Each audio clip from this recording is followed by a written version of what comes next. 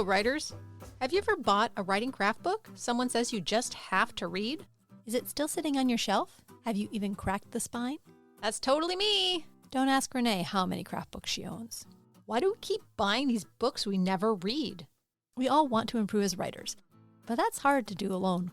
That's why we started the Words to Write By podcast, to tackle these books together, chapter by chapter, and learn from their advice. Or not. Sometimes they're wrong. Hi, I'm Renee Nelson, former college writing instructor turned full-time writer and podcaster. After many years, I finally have a complete draft of my memoir. And I'm Kim Smigado, author of the humorous fantasy novel Our Comeback Tour is Slaying Monsters, which is the first book in the Boy Bands and Dragons series, released by Riverfolk Publishing. And now, on with the podcast.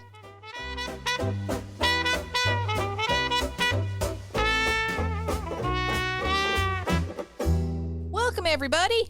Hello and welcome to Words to Write By. We are starting a new book, The Scene Book, a primer for fiction readers written by Sandra Scofield. And we are excited because whenever we get to the end of an old book, we're tired of it. And whenever we get to the end of a book that we really don't like, we're really tired of it. So we're really excited to read this book. Yeah, I'm super excited. And reading the first chapter now, I'm like, oh my God, there is stuff to unpack. I feel like I'm eating academic candy. There's so much good stuff in it. My only issue is I'm afraid I'm going to gush too much about this book and not complain enough. Oh, Renee, that's never happened. Really? Yes, eventually you get something you get frustrated with. Okay, well, we'll get there soon. All right, so chapter 1 is called The Basics, Basic Concepts About Scenes. And then she does something that we have seen before. Bullet points. And where did we see that before, Kim? Jack Bickham's Scene and Structure, which was the other most analytical book that we had worked with. Yeah, and it also deals with scenes. He had a lot of good advice. We really liked it. It was extremely prescriptive, and we called him the bullet point king. Yes, yes. So she starts out giving you a bullet point of exactly what you're about to get into. Very textbooky. Mm-hmm. She says, the basic concepts about scenes, to recognize how much you already know about scenes and identify some basic concepts about them. And then she goes on to say that why are scenes so powerful? What is a scene? What are 4 basic scene elements and exercises? What did you think of that? Did you appreciate that? I think it's going to be much easier to give a podcast, to go through the podcast, knowing that we have something to talk about specifically in each of the sections, whereas the last book, we really had to figure out what the heck she was getting at. Dude, this book is so organized. It is the opposite of Julia Cameron's The Artist's Way. Let's go section by section. We start off with the opening, which is why scenes are so powerful. She says that the scene is the most vivid and immediate part of story, the place where the reader is the most emotionally involved, the part that leaves the reader with images and a memory of action, which reminds me of Gardner. The first book we read, The Art of Fiction, where he was talking about the dream. The dream. Verisimilitude. If you want to know more, dear listener, you got to go back to the beginning. I mean, scenes are powerful because stuff is happening and you're watching people react, and that is the moment. Otherwise, you read a summary of something and it tells you stuff, but doesn't bring you into it. Right. It's the difference between telling and showing, apparently. Mm-hmm. So yeah, that makes sense. I mean, I found this first section to be just kind of a bit of a conversation. There were a couple of really good quotes in there, but overall I found this to be more conversational than instructive. She asks you to tap into your own sense of scene. Extend those moments that catch your eye. Follow fragmentary memories back to the place where they hold story. If you were in a writing group, consider an occasional warm-up exercise of telling scenes no matter than 3 or 4 minutes each. Think, beginning, middle, end. Don't digress too much. Right. I think the digression is kind of hard. When you write a scene, you can cut stuff out. You kind of overwrite and then you cut things back. When you're talking about it, it's very easy to get off the trail of what you're telling about. Right. And before this, she talked about how she was getting into a memoir she was writing, and she turned on a show and it had Sandra D in it, and seeing Sandra D activated a memory for her that she was able to then later write about. Mm-hmm. Do you have any memories filled with images that are doors into old scenes in our lives, as she says? I wrote a novella that featured large things that had happened to us, but that had more scenelets. Often I get like a piece of dialogue or a moment and I'll incorporate it into a larger scene. Like a scene is more of like a little mini story, and I rarely take an entire mini story of my life and turn it into a scene. Interesting. You did memoirs, so you actually did that very actively. Yeah, but you can't separate your life from what you're writing, right? Like you have to rely on your experiences in order to write what happens in your fiction. Well, yeah, I could have a friend see something and say something, and then I write a story where I've got a person of a different age, a different gender, a different set of circumstances, but I still use the same line. What this section has is it's got some of her favorite movies. It's got some books that she read that had memorable scenes in it. It's a good reference point if you weren't comfortable and you need to build up a schema. She gives you some things to check out. Right. One thing she does, she embeds activities. So she has really clear activities at the end, but throughout the chapter, she also embeds them. And one of them, she says, list scenes you have liked, and these are from movies, and then try to analyze what was so appealing. You will see that above all else, something happened. Films are built of linked scenes that move a story forward toward its consequences and resolution. Right, because a film, you have to show it. You can't do a film that's only the voiceover the entire way through. It will not work. Right. And then she goes into actions cause reactions, straight from Bickham. Mm-hmm. He has that same thing. We have a whole episode on cause and effect. She then later says, I don't recommend trying to learn narrative structure from screenplays. So she had two things, actually. She said, don't learn from screenplays. However, she did say to watch a favorite scene of a movie and try to write that out from that. So that's weird. Is she saying not to do it, and then she says to do it? Because a screenplay is different than watching it. A screenplay only has the dialogue and some notes about stuff. It's the blueprint that the director and the actors build the scene from. Don't learn it from the actual written screenplay. Learn it from watching the film. And not only learn it from watching the film, but take the film that you're watching and write a scene from it, including the he said, she said description. Right. We were reading the Ray Bradbury book. He was talking about that. And what we ended up doing was he had a book that was turned into a movie. And we watched the movie and we wrote a scene from the movie. And then we went back to his story and looked at it too. They didn't match really well. But it was a really interesting thing because it forced you to look at stuff and to pull stuff out. And you already had the framework to build it off of. That was a really fascinating movie. Yes, Or short film about the woman who couldn't read, and then her young nephew comes and he teaches her how to read. Mm-hmm. Yep, in the mailbox. In the mailbox! Oh my God. Yes, I'll put that in the show notes, dear listener. That was a great episode. Shall we move on to actually what is a scene? Not yet. You did some pretty serious highlighting in that. I know. I really like this book, but it was so much to unpack for me. I thought it was really fascinating. She says, there are ways to use movies to your advantage as an apprentice writer. As a moviegoer, you know that viewers expect a certain amount of speed and spectacle, so without undercutting your own sensibility, you can keep the likely impatience of readers in mind. One way is to intersperse long passages of narration with vivid bits from scenes. Short story writers have to be deft at this because it is economical, something the form demands. Do you find that true? I mean, I've definitely ran into that with a novella. Get a little bit into something and then you have some time that passes or whatever. So she has a whole bunch of comments about scenelets, and I'm really looking forward to when she has a chapter of what scenelets are later on. I think with the idea first that you need to learn the scene, and then you learn how to do the shorter version or the insert version. Right. So that's interesting. I've actually never heard the term scenelet before. Is that something that you've read, or where did that come from? I've never read a definition, but it makes perfect sense. It's a segment of a scene. Anyway, she mentions a few screenplays. Again, she says screenplays, but they should be the movie itself. She recommends some movies that you could watch. One of them is Babette's Feast, The Breakfast Club, The Crying Game, Dirt. That one looked really good. You know what does really good scenes too? Pixar movies. You think so? Oh, yeah. The first Cars movie had some great scenes. My husband makes fun of that movie. Not the later ones, but the first one I saw quite a bit because I had a small son at the time, and we watched it many, many times.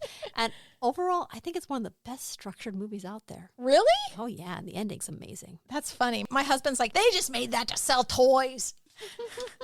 That's just what our, Saturday morning cartoons were. So, and then she has some memorable prose scenes, and some of the books she brings up are All the Pretty Horses. I've read that. It was really good. Cat's Eye by Margaret Atwood. The Last Temptation of Christ seems a bit much. And these are books, by the way. I actually did not know that The Last Temptation of Christ was a book. I thought it was just the movie. Anyways, she goes into what a scene is. So her definition of a scene is, scenes are those passages in narrative where we slow down and focus on an event in the story so that we are, quote, in the moment with the characters in action. And we've had this discussion before because we've read 2 other books that have definitions of scenes. You want to read them, Renee? Oh, yeah. Before Julia Cameron, we had these things called snark notes or show notes that were on the website.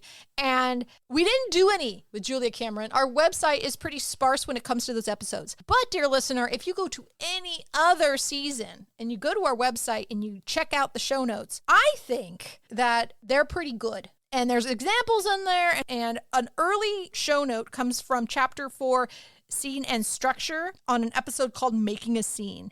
And in it, I talk about the difference between Jack Bickham and John Gardner's definitions of scene. So we thought that would be good to mention here. We already explained where Jack Bickham comes from. John Gardner was the first book we did, and he had a very literary writing craft advice book. So Jack Bickham says that a scene is a segment of story action written moment by moment, without summary, presented on stage in the story now. It is not something that goes inside the character's head.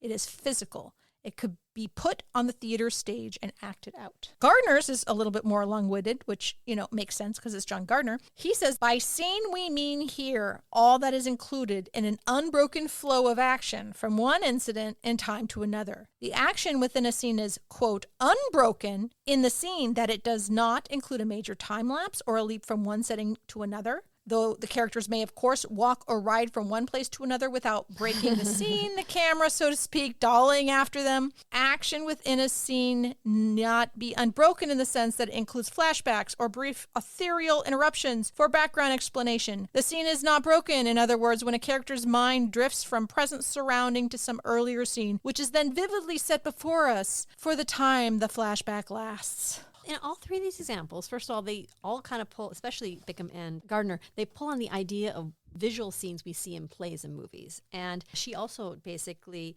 talks about in the moment, with the characters in the action. So a scene is so fundamental to the things that we get in our entertainment that it almost feels silly to try to define it because kind of everyone knows when they see a scene. Definition, it makes perfect sense. In the moment, it has a time, a location, it follows events that are happening in real time, characters react. Maybe people haven't thought about it in words what it is, but we kind of all know it. That's the rub, right? We have this book on scene. If everyone knew what it was, you'd think it would be easy to just write a scene because we intuitively seem to know what it is. We've seen enough movies, read enough books, but it's still a little nebulous. She says that long or short, covering time compressed or stretched. Scene is event, something happening. It is not description or information or rumination alone. What I liked with the line is that it is shaped into an artful representation of life rather than being true to life. And this is a critical thing when you're crafting your scenes, is that you don't have all the pauses and ums and asides and filler that happen in our real lives. You trim it down. You trim down the dialogue to the best ones. You trim down the location to the major points. You trim down a person's description to a couple of things that are really stick in your mind. It's all about kind of cutting things back and really tightening it. So it isn't just seeing what people say in real life. It's listening to the critical things they say. Right. You're the filter. It comes to you as the writer and you have to filter out the stuff that you don't need for the scene to function. Otherwise, we'd all sit around watching old home videos. It'd be fascinating. Right. And characters in movies would go use the bathroom like all the time, not just like as part of an important scene. Some beginning writers kind of get stuck on this. I'll be in a classroom and students are in a workshop and then somebody starts complaining saying, well, that's how it happened, because they're getting critiqued, right? Like maybe they're putting in the ums and the ahs, or they're putting in things that don't serve the story. They're having a long aside of some conversation about somebody that we don't care about. Right. And then they're like, well, that's exactly what they said. And it's like, well, just because that's what they said, that doesn't necessarily mean that that's exactly how it should play out in the story.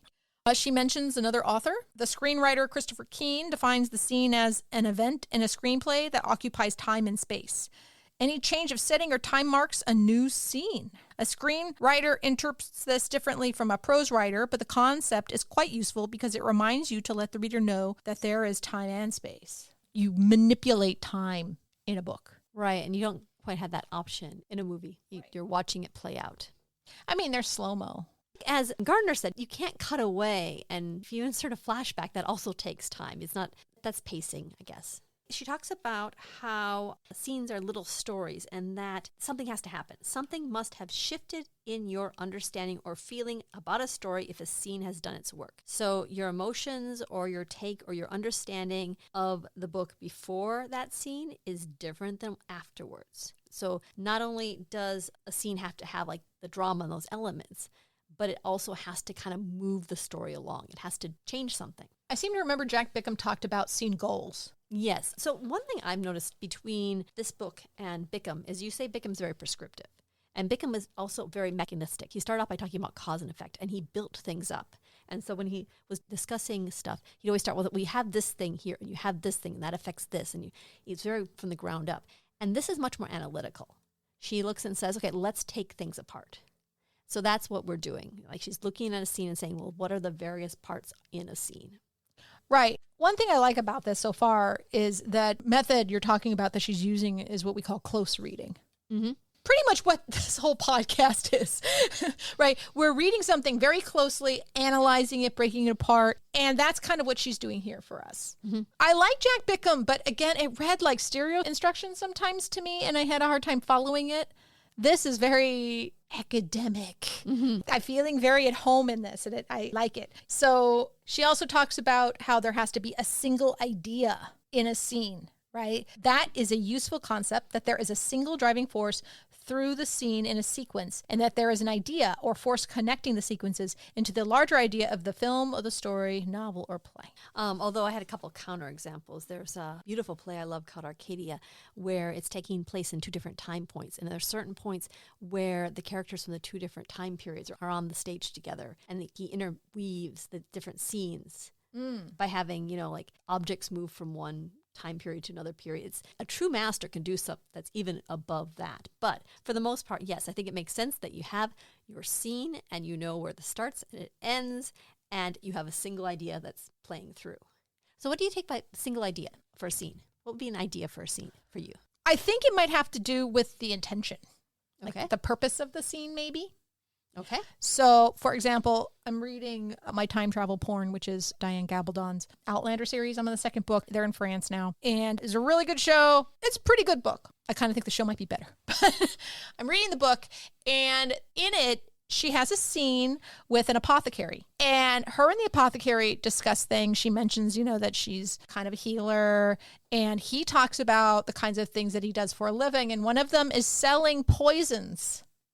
The king of France apparently has a mistress, but she's the favorite one. There are other mistresses, but she's the favorite. But she buys poison to poison the other mistresses because she wants to remain the favorite, right? The purpose of that scene is to establish these are the kind of people that live in the upper echelons of Paris. The kind of social rules include poisoning adversaries. Which is one of the purposes of this apothecary. And that is to lay the foundation for later. Because the next scene she has with the apothecary, she has been poisoned. I think that's the point, right? The point of that scene was to establish that, it was world building. Something has shifted in your understanding of the world after reading that. Yes, and the kind of danger that the protagonists are in. And maybe also something has shifted in the protagonist's view as well, right? It's not just about you, the audience, understanding something different. Your characters are traveling through the scene. They are experiencing it. They should be changed in some way. She goes away from that discussion saying, wait a second, I got to worry about poisons. Right. Which obviously she doesn't if she gets herself poisoned. Do you think I'm describing that correctly? Of this idea of this single idea? Whenever I'm writing a scene, I have some objectives that I want to get.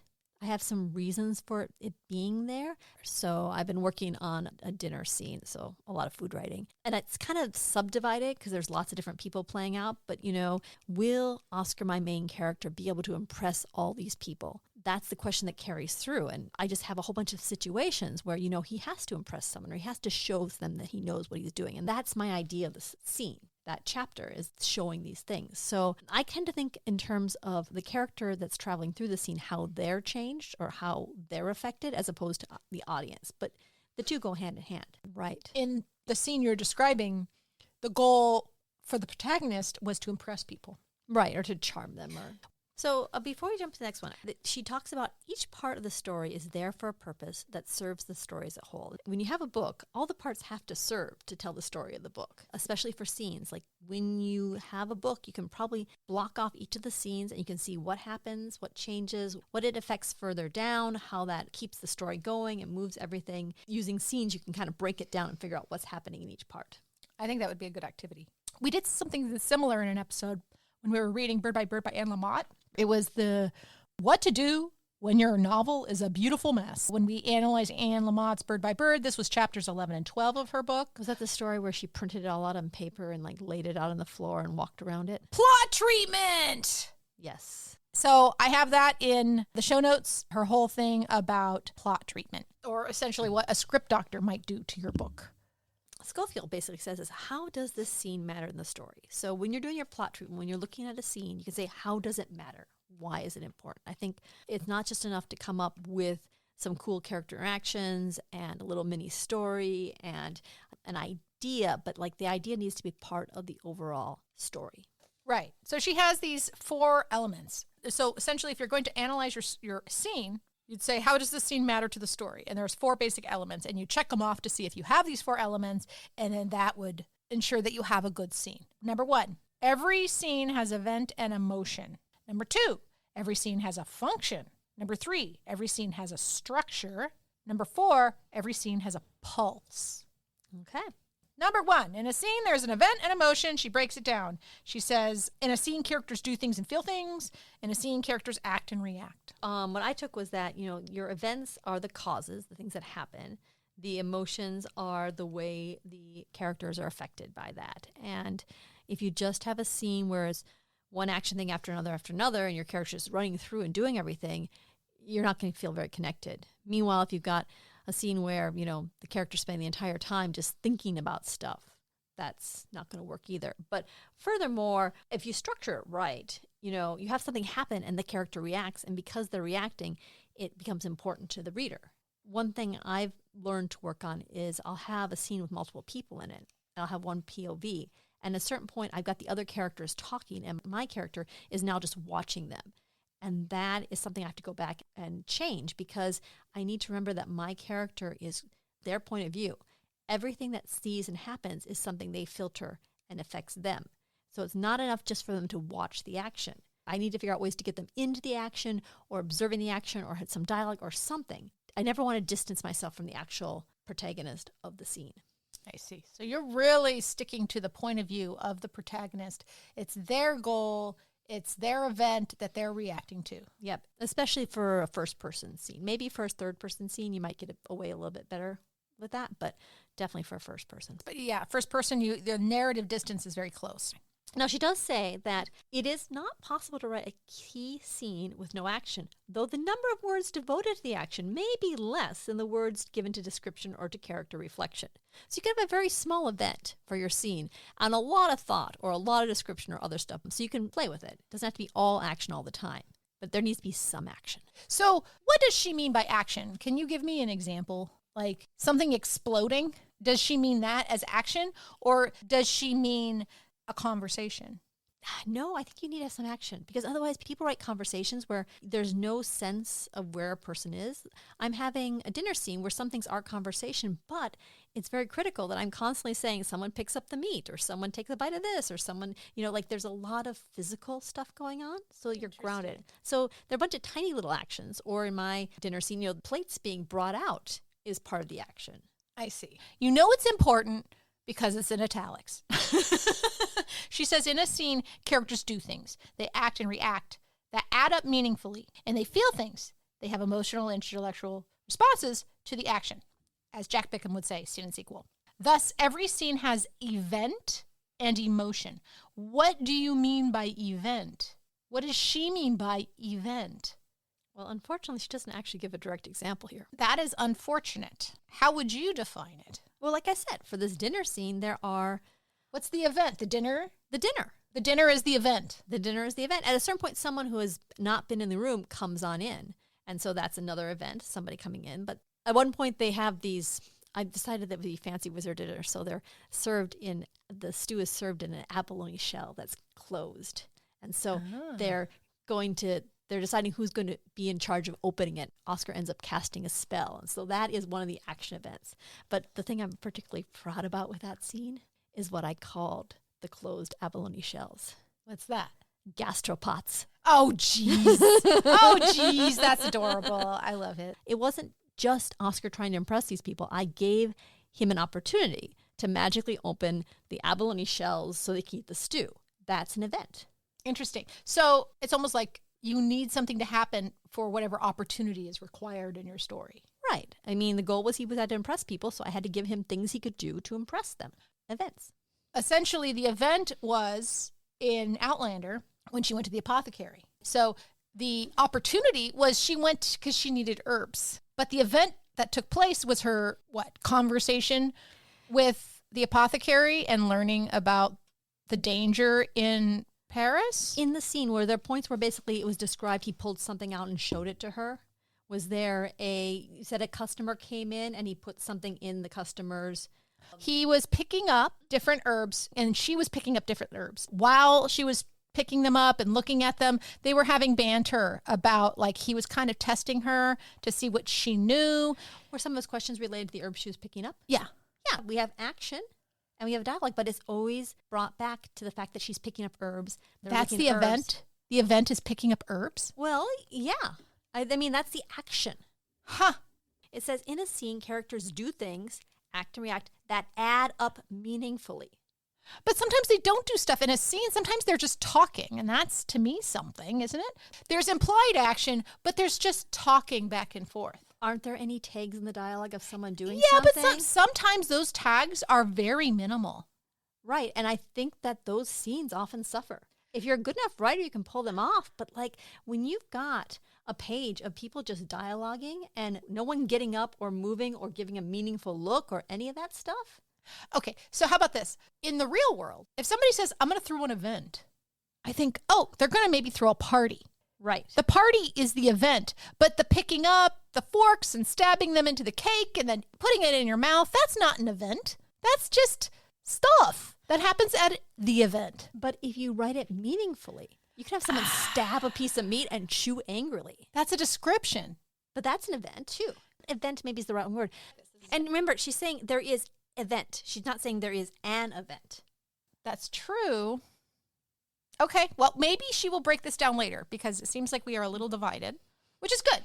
Mm-hmm. Okay, so emotion. She talks about reflection, which is different. It's not just something someone thinking about after the fact. I think we're talking about emotions to what's happening. And it's not the sequel that Jack can pick That's up. not the sequel. The sequel happens later on. That's separate from the action. All right. So the emotion can be implied, I suppose? Well, it can be implied, but honestly, when you're writing something, it's better not to imply it. It's better to state it outright, and then later on your editor can say, actually, you don't need that. Because another mistake people make in writing is that they know what's going on in the character's head, and they'll say, well, they said this angrily. So obviously, he was thinking back to his mother and all this other stuff, and the reader's like, I didn't catch that. Right. Also, you don't want the word angrily. That's the problem with adverbs, right? Okay, it's true. You want to show them being angry, but still, that's the emotion response to something that's happening in that moment, which is different than a sequel that takes place after a scene is done. Okay, so then every scene has a function in the narrative, and this is going back to the whole thing that has to have a purpose or has to do something to the overall story. Right. She says it's the reason why you're writing it in scene and not summary.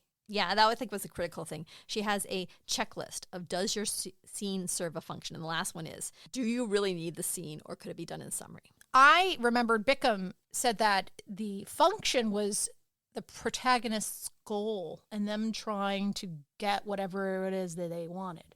Mm-hmm. And right. then it ending in the disaster. I mean, she talks about how the scene accomplishes something, the story, it changes something. And if you have a scene goal and you have a disaster, something has changed. Let's analyze that scene I remembered. Does your scene serve a function? Does it introduce new plot elements? Yes. The possibility of being poisoned. Mm-hmm.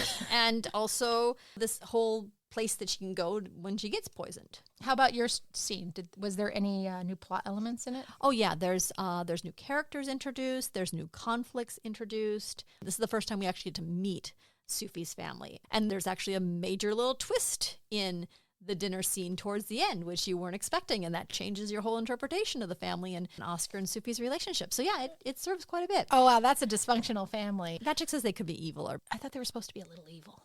I think they're a little evil. Magic thinks they could have been eviler. Then it says, does it reveal something about a character, perhaps making the reader feel more deeply attached to the protagonist? So in Outlander, in the second book, it does reveal something about the character, that she could be poisoned. Okay, but does it reveal something that attaches us more firmly to her? I mean, you said that she was basically answering the guy's questions and showing him that she knew a bunch of stuff.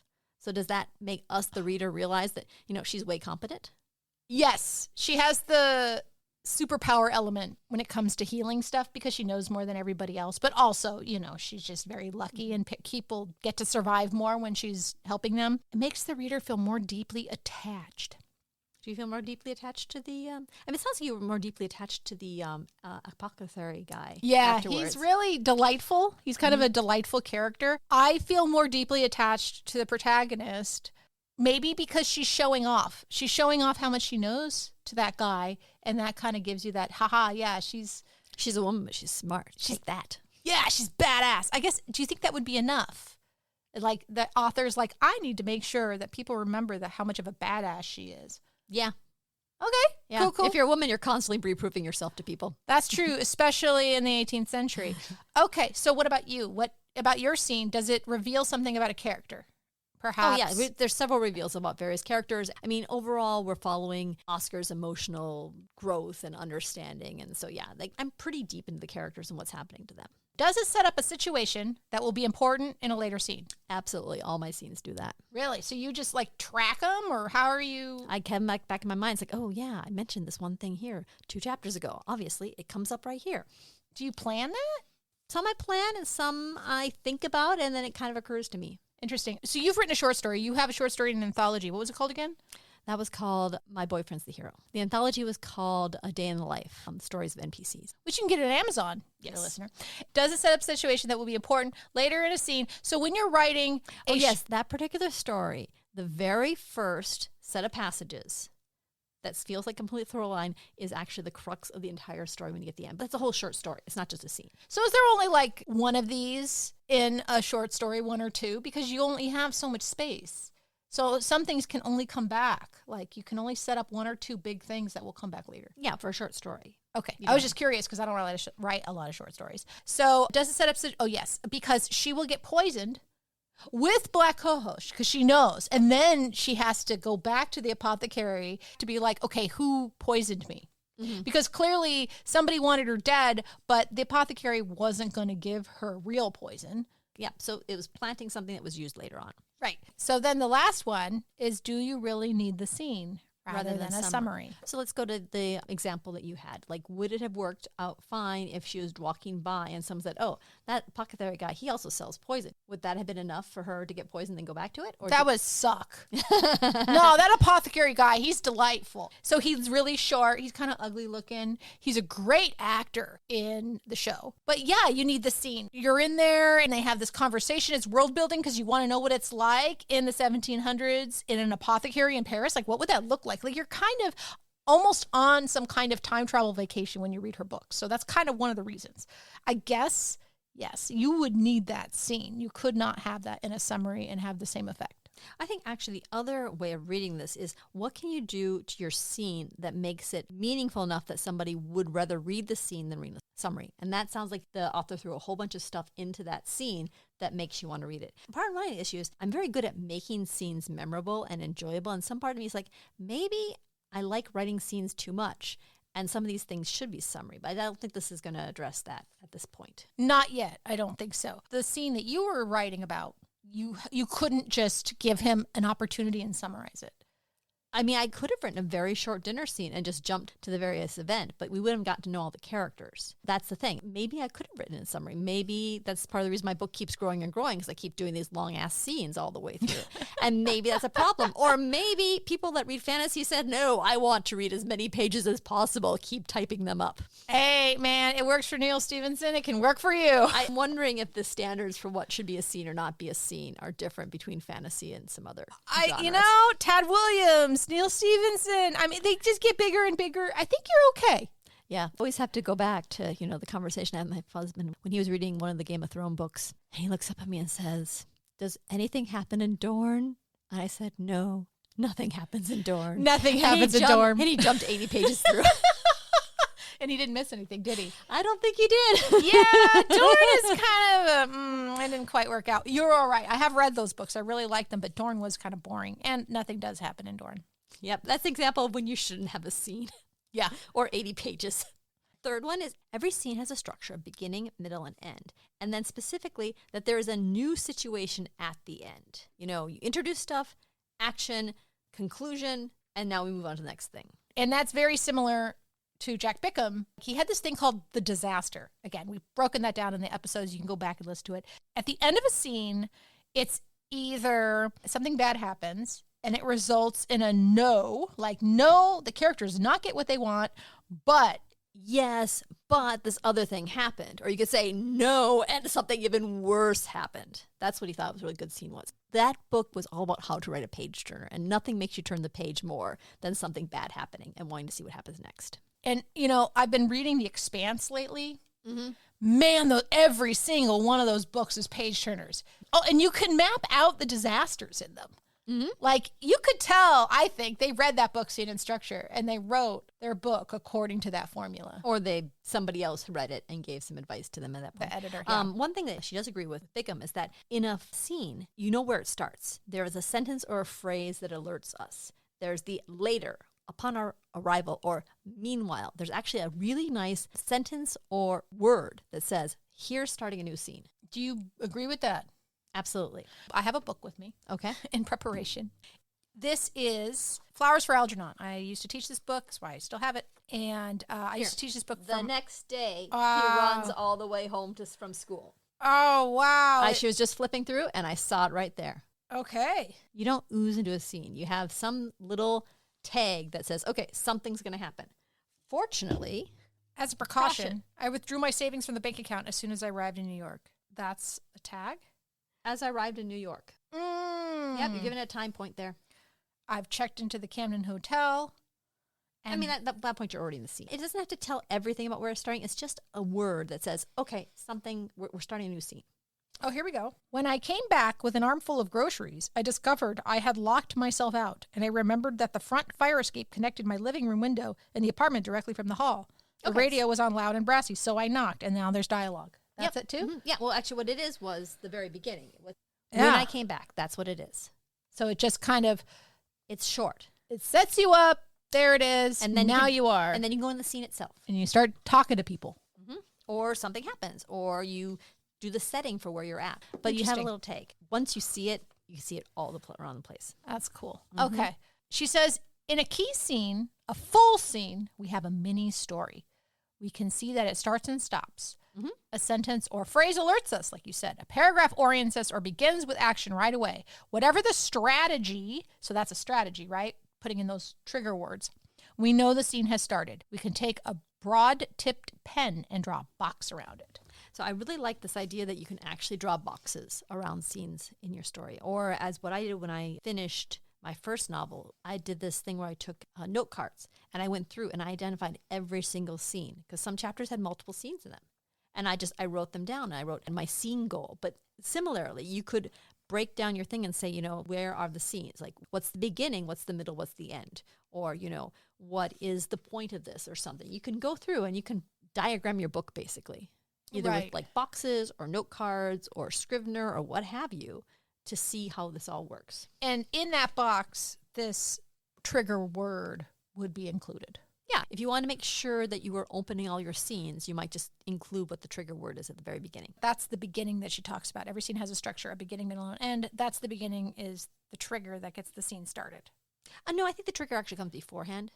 The beginning is, I went to the store and did such and such. So that is the beginning. You say, today, I went to the store and did such and such. Okay, but it's not the beginning of the scene. If you're drawing a box around a scene, you got to make sure the box starts where that trigger word happens. Yep, that's where you started. Okay. So yeah, a sentence alerts us, and a paragraph orientates us, or maybe perhaps begins the action right away. We're alerted, and then the scene starts. She doesn't go into the middle and end. She really just kind of talks about how you can put a box around it and talks about the beginning. I mean, one of the problems is that an ending of a scene is really based on everything that comes beforehand. So some scenes end with like an explanation. Some scenes end with a person being sad and walking away. Some scenes end like in all manner of ways. You don't have like a line that counts as an end of a scene. It really is what the scene builds to. The important thing is that it's memorable and people get done and they read that ending as like, oh yeah, that was the scene. Unfortunately, part of craft writing advice books is they can only point you so far, and the rest of it, you got to just write the book. Yeah, you got to just write the book. That's hard to do. As we so well know. You want to do number 4? Yes, this is the one I had problems with. I as well. Every scene has a pulse. She says, some vibrancy in the story makes the scene live on the page, makes it matter to the reader. And I'm calling that the pulse.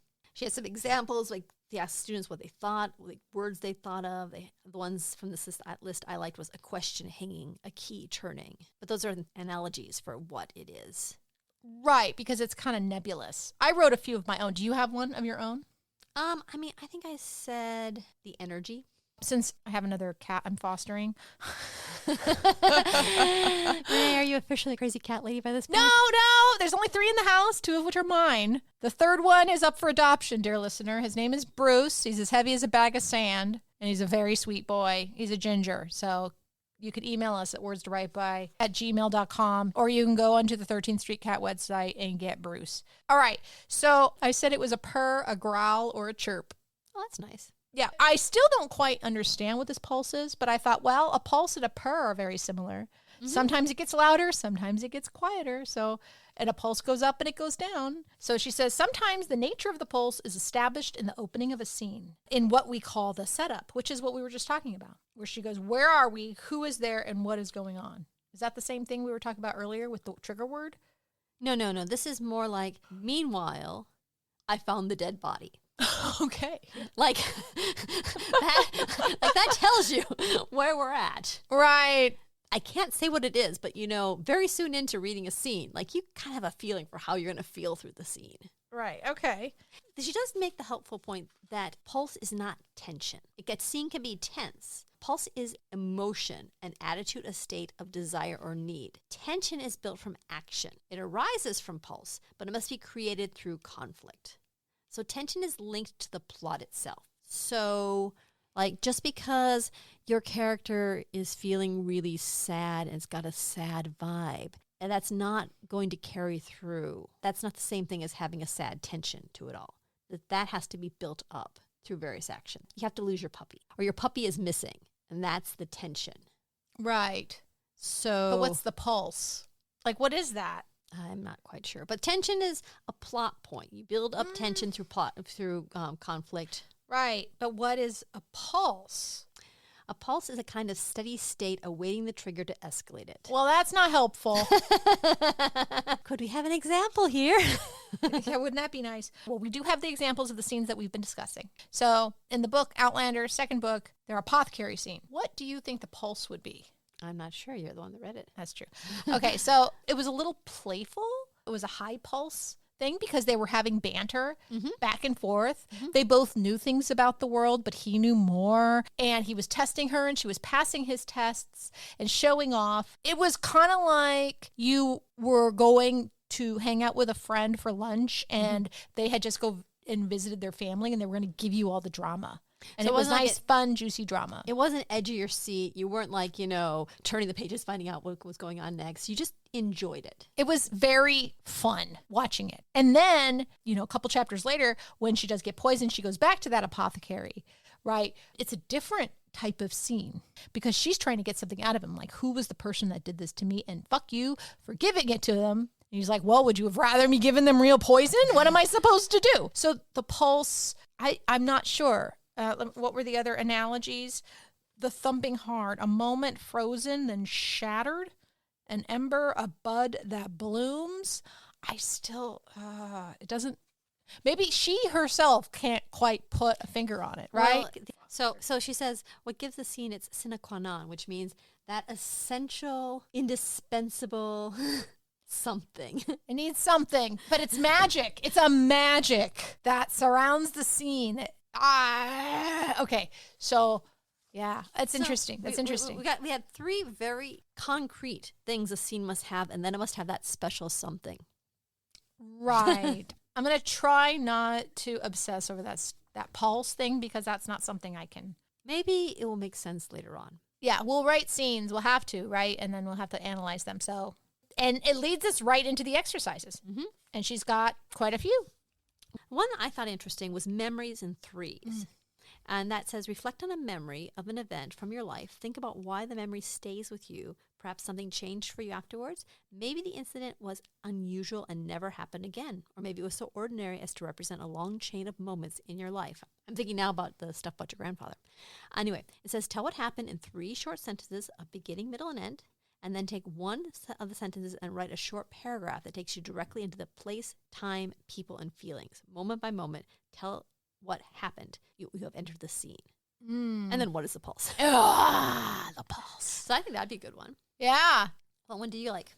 I like movie summaries. You choose one movie scene and write a summary, leaving out dialogue and details. Try to get a sense of the scene's structure, the beginning, middle, and end. How did the scene start and end? This exercise is meant to help you build your sense of elements of scene. It also makes it clear that a summary does not convey story with the same power as scene. But then right after it, which is what I really like, is the prose summary. Do the same thing you did for movies, except use passages from stories and novels that you've loved. And then you answer the following questions, which doesn't make a lot of sense. Why are scenes so powerful? What is a scene? Didn't we already cover that? What are these elements of the scene? Event, function, structure, pulse. So I'm not sure why she's asking us to redefine a scene, I guess maybe for our own uses, but I mean, you could use it as an example. You could find that scene you really liked, and then you could say, why is the scene powerful? What is it? event, function, structure, pulse. Yeah. So I think analyzing already written or already made movies and books would be really helpful. Mm-hmm. But I also circled the memories in threes. So I don't know which one would you want to do? I mean, I go for the memories in threes because actually it's a writing exercise. And I've found that the writing exercises are what have improved me as a writer, to actually have to sit and make it happen.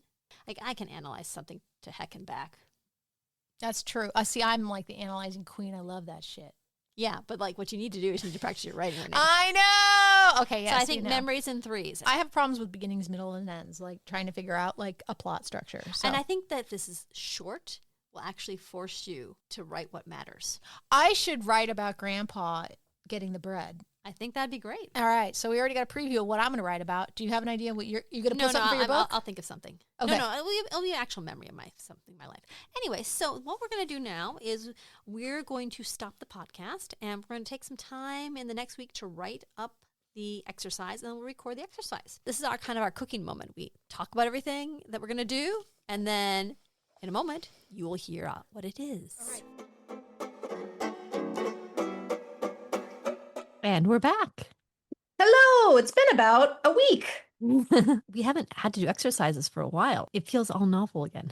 If you haven't heard us do an activity in a while, the books we had didn't quite have the activities in them that would warrant it. But if you want some of the old activities that we have done, you can go back through the podcast and find them. When was the last time we did one of these?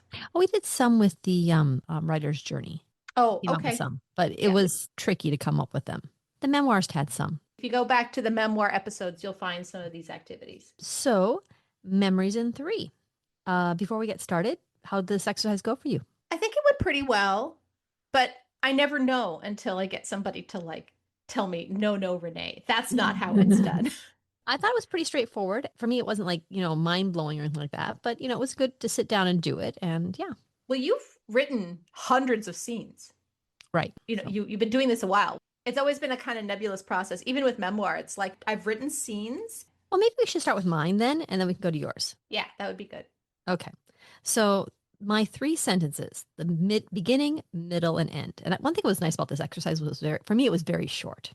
I was biking fast on a steep hill to get to high school. The middle. I wasn't looking where I rode my bike, and I rode my bike into the back of a parked car. The end. I was all right, but they called an ambulance and my mother showed up.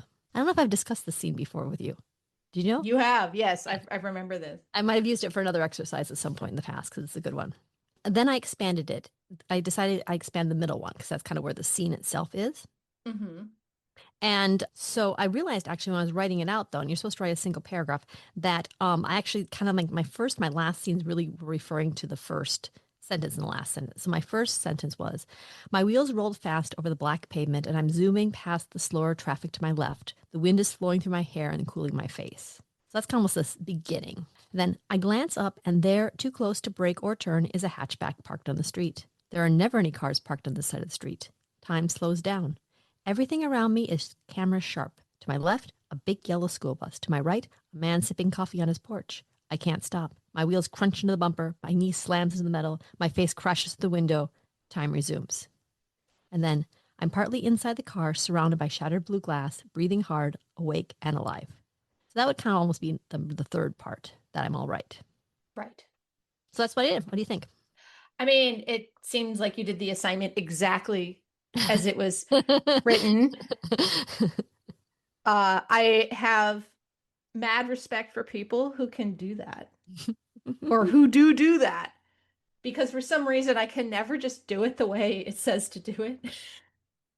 So from this experience, what I see is that, first of all, it's hard to write just one part of a scene if you don't do the start. And it almost feels odd not to sum up the end. So I found that to be kind of difficult. I don't know if I could just write one section of it. This was a very simple scene. I've been used to doing much more complex scenes where there's more people involved and more things, and there's more information that has to get told from like what happened previously or to be planted for things that go on. This is simply a scene by itself, and it makes it very easy. There's absolutely nothing else I have to weave into it or to tell the reader about or anything. It's just what happened. It was very easy for me that way, and I kind of liked it. Nice. Do you think that this is like a good way to maybe take notes about scenes? Like if you were writing an outline for your novel? No, not for me so much, because I don't think it breaks down quite as easily into a beginning, middle, and end, because my scenes are really intertwined with other things. This is nice because it isolates just the scene. And I think when someone's writing a book, they run into the same problem. They have a scene where they have a confrontation between two people, but also they need to bring in this other element here. And this is the first time they've been in this room before, so they have to describe that room. And then there's like this other thing going on elsewhere. So this is nice because it just simplifies it down. And really, when you simplify it down, a scene is just what happened step by step, written nicely and not meandering. And the step by step is you introduce the scene, you describe it out, or with dialogue, you make the reader get into it, and then the end of it is a change. Do you think that your scene had a change at the end? Did you pay attention to that part? Well, if it starts off with me trying to get to school and it ends with me in a car, broken glass everywhere, then yes, it has changed because I'm not going to get to school that day. That was what tripped me up. What does the change actually have to be? Like, does it have to be profound? Does it have to be, okay, yes, obviously the event happened and you didn't get to school. Is that something that the reader would be fine with? Is that the change? Like, it's like a physical change, literally. I think in a larger story, absolutely. Like, not every scene has to be groundbreaking because they build up. You can't have every scene end in an existential crisis for the main character that changes their entire perspective on everything. And that would actually be a much harder scene to write for this exercise because you need to really know a person. You really need to know a character to understand that kind of change that's happening for them. That'd be interesting to learn the different ways change at the end of a scene plays out for a character or an event. Like, it's like a thesis statement. I have fulfilled the criteria. It's not the worst thing to do when you're writing your first drafts to just fulfill the criteria.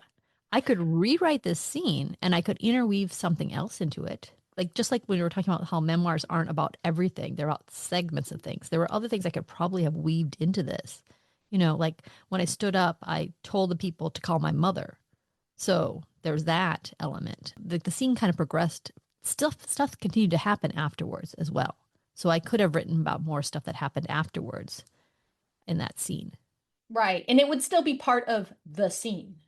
Yeah, because I think so sometimes you get your scene goal and your disaster, and then the scene keeps going, and maybe you have another scene goal and disaster, but they're all happening continuously in a single location within a certain time frame that's unbroken. Say anything else? And there's not much else to say except that the one thing it did force me to do was to think about what the details were and what happened when. And that's when I separated out my wheels, my knee, and my face into three separate things to as opposed to the fact that it all happened simultaneously. Oh, right. That always trips me out where it's like the time has to slow down in a scene. And then you're like, well, wait, everything happened all at once. How do you slow it down? But it's like, that's how it is. Like I read books and I go, yeah, someone's going to get stabbed, right? Well, then suddenly I get to see the knife and it's described briefly. And then the arm moves. And like for the time it takes to read something as quick as like a stab wound, It's right? already on the floor dead.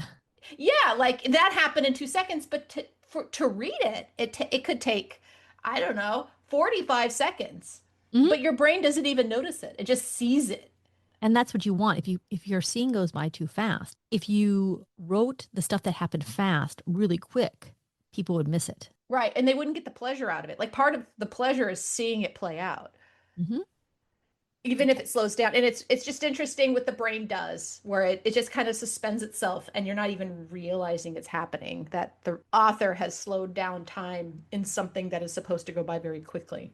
Writing is a series of tricks. Just like a magician learns tricks and things you do to keep the audience from realizing what's going on, there are a number of tricks you learn to write that wouldn't feel natural, or people that try to do it just from scratch wouldn't pick up on. But once you learn those tricks, it's like, oh, and here's what I do. In fact, I even wrote that time slows down so I could really have the reader focus on it. And it did kind of feel like it slowed down at the time too. We expect it to kind of slow down. So Yeah, and I also feel like you could even take that line out if you revised it I could, yeah. because the reader would just accept that it would. Right. And that's the other thing too, is your first draft, you might lay it all out and then you might smooth it and make it more subtle and stuff later on. Yeah. Anyway, I will just say that I thought you did the assignment very well. I think if Teacher Renee likes it. Teacher Renee likes it, and if Sandra Scofield read it, she would just give it a nice fat check mark and be like, good job. Oh, that's the other thing you have to realize when we do these exercises. We like to say whether the author that wrote the book would approve of what we did or not. Getting our validation any way we can. Yeah. Well, I mean, we gotta, right? You gotta feel good about ourselves. Okay, Anyway. Renee, what do you got? Oh boy. So for some reason, I always end up doing like way more than I have to do. And that's what I did. But also, I really want to get this. Like, I feel like I could really work on my scenes. Like, that is something that I don't know if I'm not good at it, but I feel like some specific instruction would be very helpful. And one thing I really liked about this was it made me think about how to enter into my scene. We had that discussion during the podcast where you pointed out when I opened the book, Flowers for Algernon, you pointed at things and you were like, oh, that's the beginning of a scene. This word signals the beginning of a scene. And then something so basic and simple like that, I just never really paid attention to. So that was really helpful. And I used that in my thing. So I'm not quite sure what to do because I wrote 2 scenes. Of course, I did more than I had to do. It was kind of fun. I broke down the prompt. I broke down the instructions. You really missed the exercises, didn't you, Renee? I did. Oh my God. I love homework. Okay. So Like when you're coming back at the beginning of the semester where you actually are really excited to do all the work at the end of the day. yeah, but I also felt like there was magic there. It's like I'm going to learn the tricks.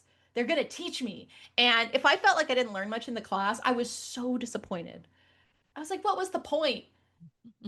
Anyway, this one was good because what I did was I broke it down. It said reflect on a memory of an event in my life. So I would put that as a bullet point and I'd be like, okay, in a brief sentence, what is that?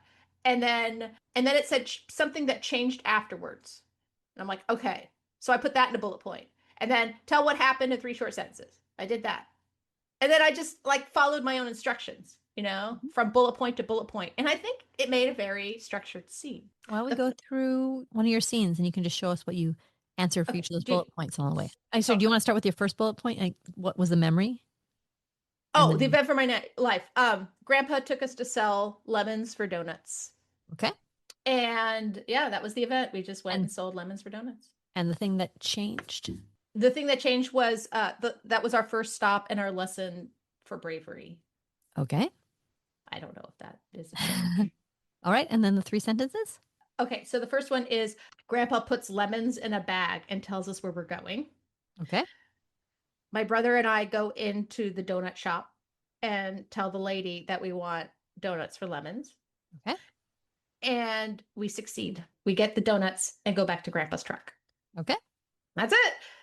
I don't know if that's right though, because is there a change? And I felt like it came out more in the scene, but I mean, there is a change. There was an objective. Like there's a scene goal, get donuts for lemons. And the, end of it was success. I mean, it was a slightly boring scene because, the answer was yes, not a yes right. but or anything like that. So it wasn't maybe a page turning scene, but it was a scene because you one of the answers you can get for the scene goal is yes, they succeed.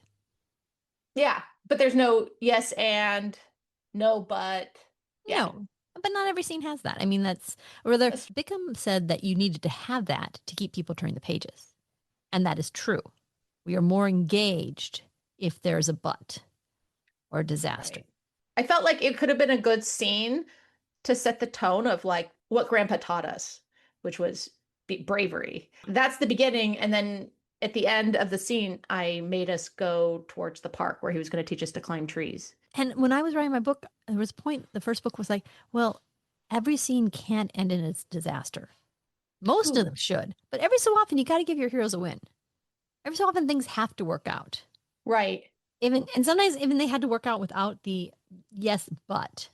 Interesting. It just like you can't, maybe a particular writer for a particular book could pull it off all the way through, but you really shouldn't beat yourself up if you have a couple scenes that are just happy. Right. I feel like the lemon for donuts scene could have been a nice beginning. It goes to the trees. But then what happens is it then leads us to a point where I'm brave. Like I've been taught to be brave, but it ends badly. Hmm. Yeah, I think And that's then it. that would be the disaster. It's like, look, I was learned to be brave. So, and then I tested it out and I was doing it myself. And then, uh-oh, which actually did happen. So uh, that could be a nice setup for a situation. Well, how about you go through them, but tell me when you move from one sentence to the next. Okay. The very first one, which is the beginning, was when Grandpa was done placing the last lemon, the 13th, a baker's dozen, in the large paper bag. So they think they're getting a deal. He loaded us into his truck to the donut shop. Okay. And do you feel like you're prepared for a scene at the donut shop now? I think it opens the scene. I think it's a little bit disjointed the aside that he says about so they think they're Mm. getting a whole dozen, but that would be something you can massage a bit. Well, what if I just said when Grandpa was done placing the last lemon in the large paper bag, he loaded us into his truck to the donut shop? Yeah, that's solid right there. Yeah, you're ready. You know that there's a bag of lemons. You know There's Grandpa was in charge. You know who's there. there's It does kid. say we, but loaded us into the truck, but it becomes pretty clear that it's going to be Brother Dan. All right, and then in the middle. All right, so when Grandpa was done placing the last lemon in the large paper bag, he loaded us into his truck to the donut shop. Put the bag on the counter and say, "A dozen lemons for 3 donuts," he said in his deep baritone Kentucky drawl while we sat as he coached us in the parking lot. I was 7, my brother 9, and he had to repeat the instructions a few times before we were brave enough to leave the truck. This couldn't have been the first time Grandpa taught us to trade lemons for donuts. It was citrus season, and I knew we spent summers with our grandparents, the Nelsons, but I was only 7, and I probably couldn't remember we'd done this a year ago, and the year before that, and then all the other following Sundays until the only lemons left lay soft and moldy on the grass in the Nelsons' backyard. "I'll be with you outside," he assured us. Dan and I hopped out of the truck, and Grandpa handed Dan the bag of lemons, who puffed out his cheeks, cradling the bag of citrus. The donut shop smelled of oil and dough and chocolate and dust, the plastic counters and rubber seals lining the glass yellow and brittle with age. The place was clearly older than I or Dan, but not Grandpa. Nothing was older than him. Dan saddled the donuts on the counter, and an Asian woman, who hadn't seen us until then, turned, her eyebrows raised in question. "Donuts for lemons," Dan said, still winded from the effort of lifting the bag. Dan was older, but not exactly wiser, and certainly not braver, always doing a job halfway. I sighed. Dan never followed instructions. "Do you want 12 lemons for 3 donuts?" I asked. The woman opened the bag and she smiled broadly, showing teeth. She then said something I didn't understand behind her to a room partially obstructed from a swinging door. A man stepped through, also smiling. They both looked used to smiling, as if they did it often. The man waved, but I could tell he wasn't waving at us. The wave was for Grandpa behind us, waiting outside by the truck. The woman nodded her head, beaming. I couldn't tell if she was delighted for the lemons or for seeing cute children or both. "Yes," she nodded and picked up her tongs. Dan and I shuffled to the glass display where the donuts lounged in their trays. "Glazed," I said. "Glazed," Dan said. I looked behind me. And a plain old fashioned, I added. And then that's the middle of the scene. Mm-hmm. And then the end of the scene, donuts in hand, we practically ran to the truck, all out of bravery now that we had the goods. Safe in the truck, we savored the sugary dough as Grandpa wheeled out of the parking lot toward the park where the tall trees grew, where he'd teach us to climb trees. Okay. And I know it's too much. There's way too much detail. It'd have to be. Anyway. What I noticed was your memoirist training was coming through. There was a lot of reflection in there. And there was that whole bit about, that this must have happened before, but you didn't remember it. And the reference to the entire previous year and all that stuff. And I know that, like, if I were writing the scene, I would simply say, we'd seen Grandpa do this last year, but this year he was sending us in on our own. Oh, that's way better. It's setting it up for like almost a disaster. Right. You said you had forgotten that you did it before, but we didn't know that it wasn't you by yourself. Oh gosh, Kim. What went through your head when you thought to do that? When you were reading it, honestly, at a certain point, you started talking about before, and I'm out of the scene. I'm going to ping this one for Renee because, like, I am out of the scene and I am distracted, and suddenly, like, I'm focusing on Renee as a memoirist as opposed to the scene that's happening. And then I was realizing as like they were looking out the window at your grandpa, that meant that they were used to him doing this. And I thought, well, what if this was the first time they ever did it by themselves? And then the nice thing about that is that that's instantly, like, first of all, then there's the question, will it work or will it not work? Right? And yeah. like, will the kids like not know what to do and go get grandpa to do it for them? But also, you're never leaving that moment in the store to go somewhere else mentally. Right. Wow. Yeah. Kim. And you're setting up the scene goal. Will the kids succeed in their bravery? Oh, shit. You're really practiced at this. The other thing that kind of distracted me, like when you were talking about what your brother did or didn't do, it was from your perspective now, as opposed to Renee in the store. And really, it would be better if you were talking about how Dan like acted brave but didn't do brave stuff. If you had a Renee memory, now this is the difference between memoir and fiction, because fiction you could invent a Renee memory of Dan not doing something all the way. Right. I have plenty of examples, but yes. But that would mean the Renee of the moment would reflect on that. Because I think it's important in the scene that we be with the central character as they're experiencing the scene, not as somebody remembered the scene. Even though we're writing stuff in the past tense, it's supposed to be happening in the moment. This, again, is one of those tricks. Even though we're reading a story set in the past tense, we assume that it's happening right then and there. Right. In a memoir, I remember when we were reading the memoir book a few seasons ago, there is an element where you're balancing the protagonist of the present with the protagonist of the past. And it does kind of get mixed.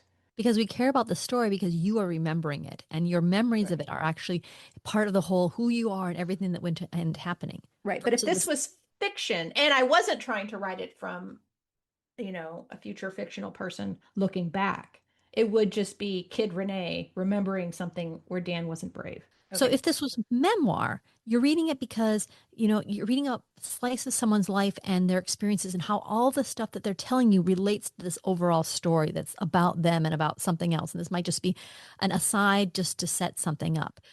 When you're reading a story, if it was fiction, I want to know if little Renee got her donuts or not. And that's what I'm concerned about. I'm not concerned about how it affects future Renee or anything else. I'm concerned about this moment. And then if you build a scene on top of that and a scene on top of that, then, I'm there. But every single scene should be by itself, a little mini story. Right. And the mini story is the goal. The scene plays out the disaster. The mini story is not Renee of now remembering stuff. The memoir does have to have mini stories in it, like for people to think it's interesting.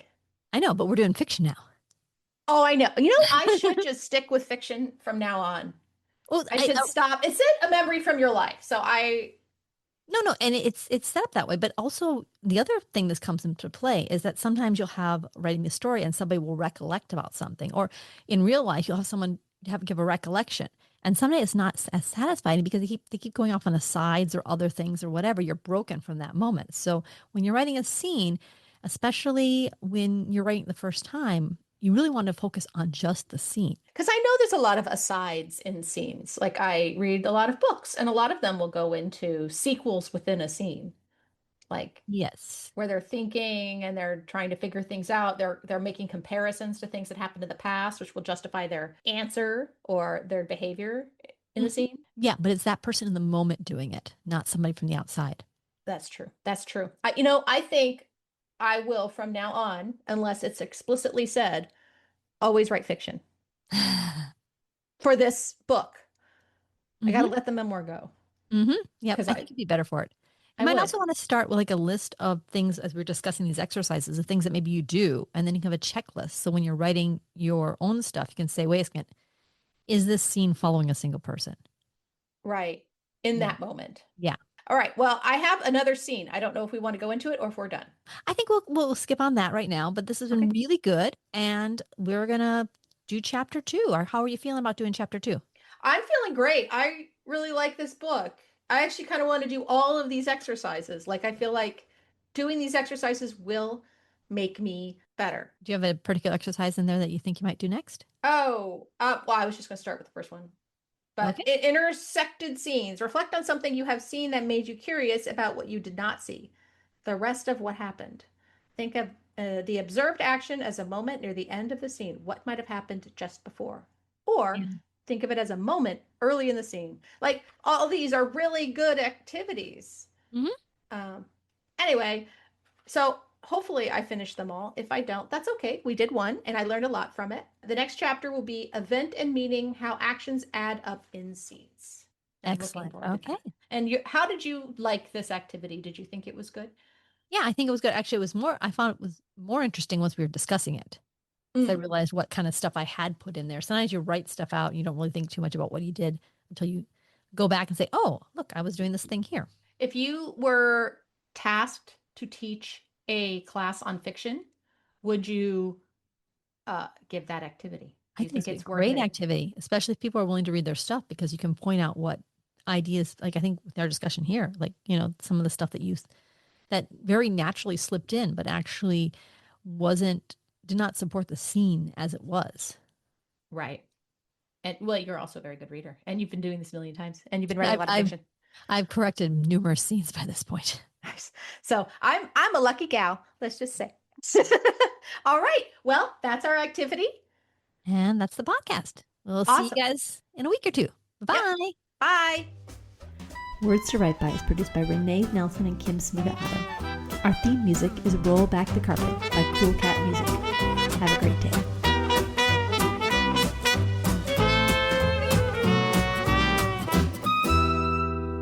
Everybody loves him. He looks like a frog. Oh, shit. I shouldn't say that out loud.